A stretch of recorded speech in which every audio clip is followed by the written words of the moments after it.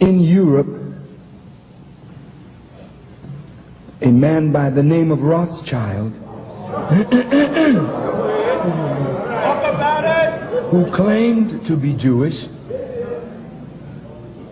made this statement. He really didn't care who was king or ruler as long as he controlled the finance.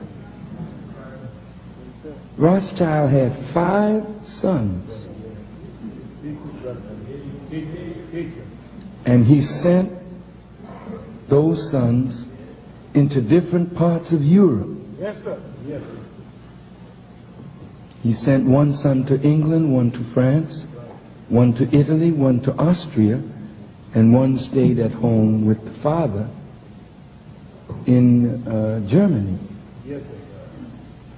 And they all became a part of the house of Rothschild, but through manipulation of money, the son in England grew up, and that became the Bank of England, the Bank of France, the Bank of Italy, the Bank of Austria, the Bank of Germany.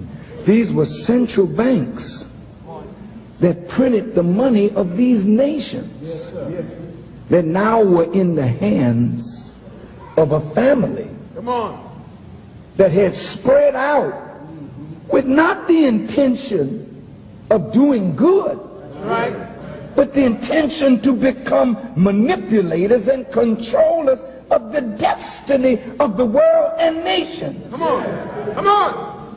Go ahead. Europe had many conflicts. Yes. Yes. And the Rothschilds would finance both sides. That's right. Yes, sir. That's right. What you don't understand is that war is a manipulation of money. That's right. You think you're fighting for democracy. A war to end all wars. Let peace reign in the earth. This is the tricky language that the wise and wicked use to trap the poor and the weak. Are you listening? Come on. The house of Rothschild became so strong Come on. that even when America was established, they kept through their agents in America trying to control central bank.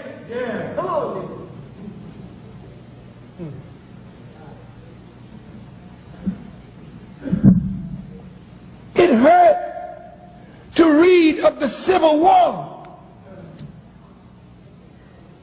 People in the South didn't want nobody freeing the slave. That's right. That's right. I was not evil when I said that 75% of Jews own slaves. I didn't say it. You all wrote it in your history. Now wait. If you own slaves and they were the bedrock of your wealth, you did not want America free. Many were at the root of the Confederacy and the Confederate flag yesterday as well as today. Right. Abraham Lincoln was interfering with something bigger than just peace and war. That's right. Come on. Rothschild, through his agents in America, financed the North and financed the South. Right. Come on. And more lives were lost of poor people who are idealists, thinking that they're fighting for these noble principles. And all at the same time, you're making the rich richer, but they're enriched at the price of your blood and the blood of your children and the blood of your children's children. Go ahead.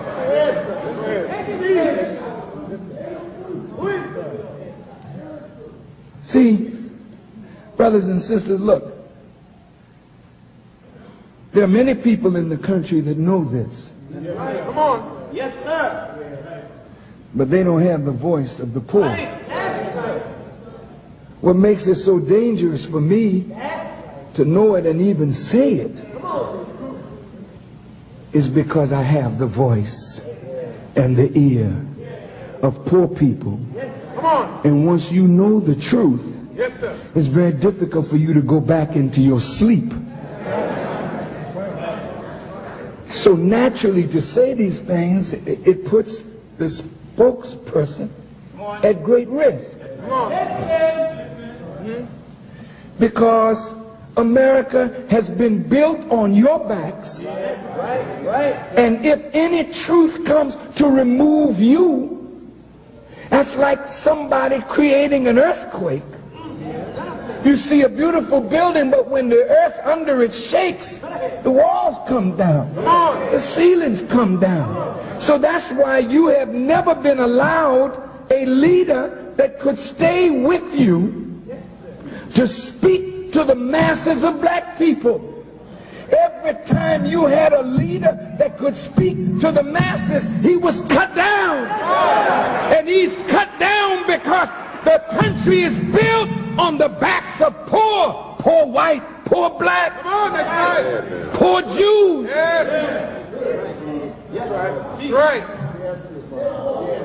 Come on.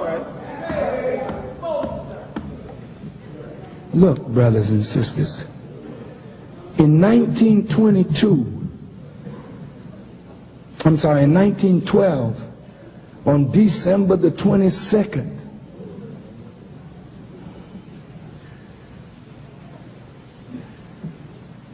the Central Bank of America was taken over by certain families. Yes. The Federal Reserve that prints the money is not owned by the government. That's right. That's right.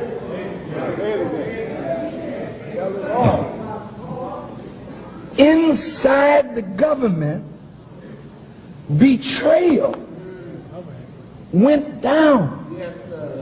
And under the presidency of Woodrow Wilson, who was elected in 1912, Yes. the Federal Reserve System was established Come on. in 1913. He came in 12. Federal Reserve became an act of law in 1913. And in the same year, 1913, IRS was established. Yes. FBI was established. Come on. And the Anti-Defamation League of B'nai B'rith was established. And it's not an accident that these four entities were set up in the same year, and I'll tell you why. Come on. It ain't no use in you getting frightened, Go ahead. Go ahead. because I'm doing the talking. Come on. See what you heard. So all you can say is, I happened to be there. Lord, I'm sorry I went. But after you know the truth, it's on you. That's right. Now, all of this is not revelation. You can find this in your libraries. At 1912, when Woodrow Wilson was elected,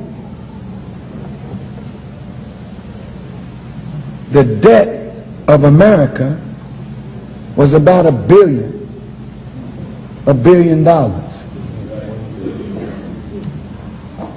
When Woodrow Wilson left office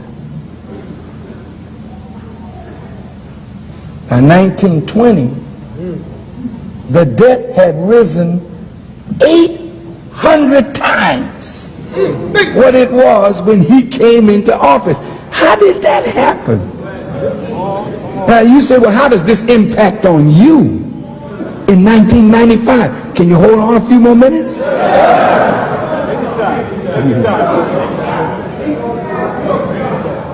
Look, brothers and sisters, In 1912, Woodrow Wilson was elected. 1913, IRS is established. Why was the Internal Revenue established? Because those who took control of the money knew that they were going to increase the debt of the country. And they had to have a way to recoup the debt. So the revenue was supposed to be a graduated income tax. This is the way it was put before Congress. Which, by the way, a graduated income tax is the second plank in the Communist Manifesto by Karl Marx.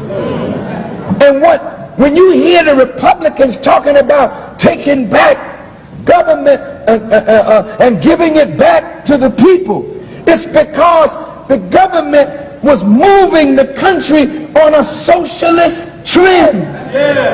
Oh man, look. This thing is deep. Yes, sir. Look. Woodrow Wilson comes in, and he's going to keep America out of the war. The war started in 1914. Is that right? Yes, sir. Come on. Woodrow Wilson's second term is in 1916. Come on. He's keeping America out of the war. This is the way they talk when it's time to get elected.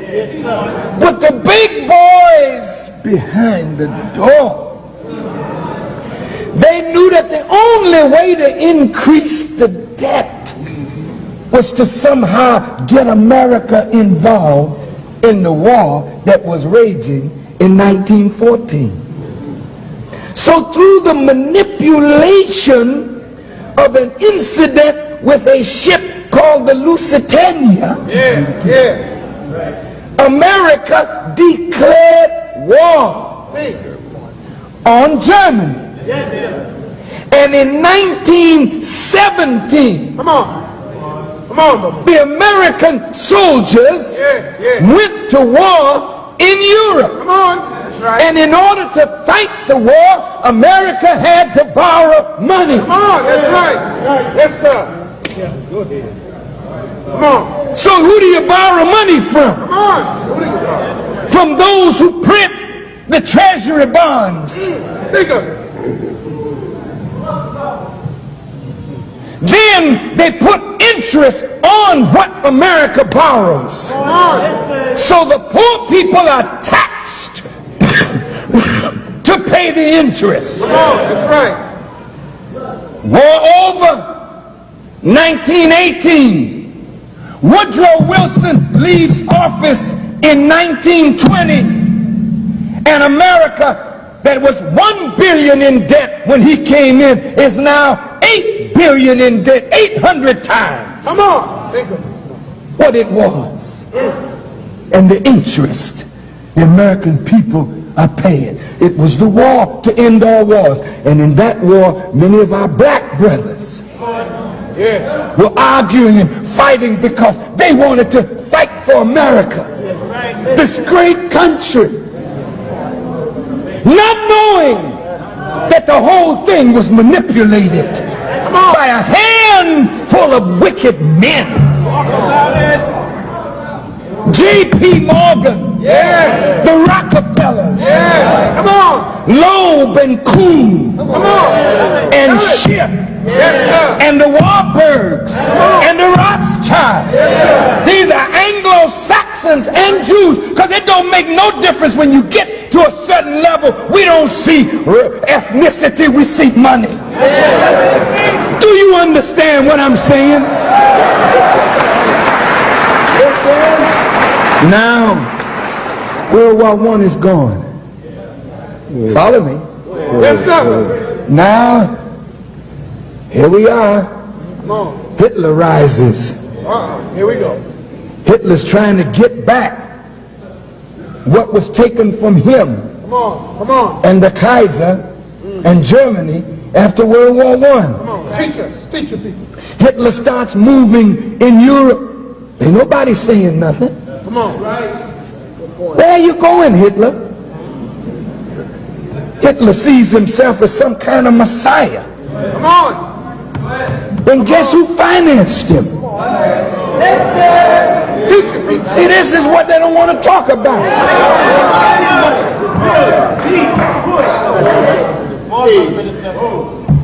But Warburg and Rothschild, these are Jews. And some in America financed Hitler. Come on. Come on. Expose it. Warburg, a Jew, can travel in Europe at the height of the war, That's right. sleep in fine hotels, while Jews are being burned in ovens. Now, will the real anti-Semites stand up?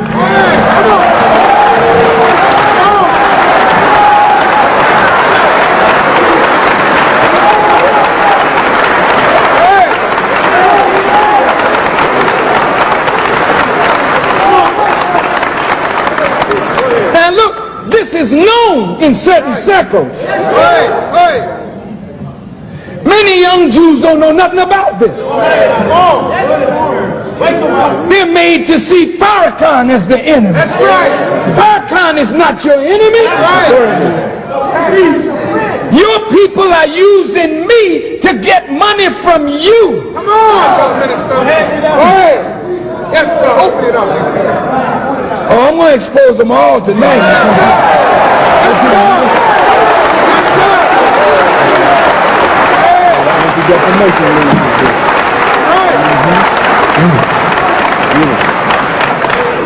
Yes, sir. They say the FBI was set up to catch criminals. Come on. Well, that's true.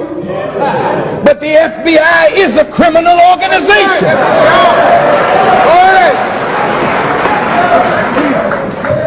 Oh, Farrakhan, how could you say a thing like that? Come on. In staid old Springfield. It's the best place to say things like this. In staid old Springfield. The FBI has been a criminal organization. Come on. They don't care nothing about law.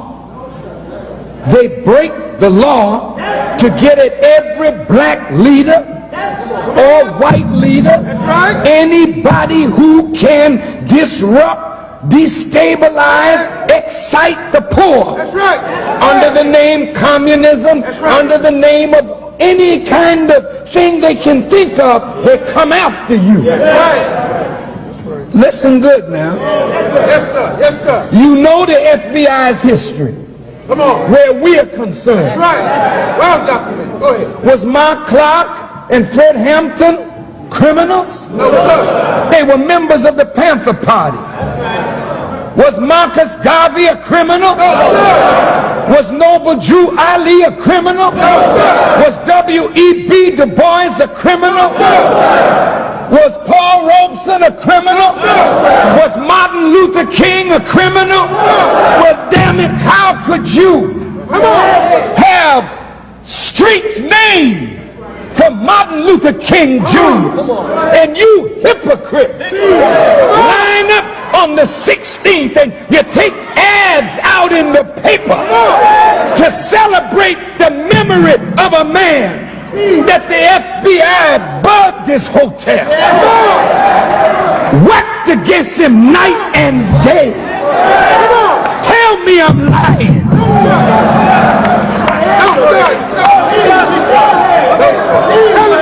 They hated Dr. King. What is the real truth of his assassination? They hated Malcolm, and they hated Elijah Muhammad, and they hated the NAACP and the Urban League, and they work night and day to destabilize every black organization. Now tell me I'm a liar.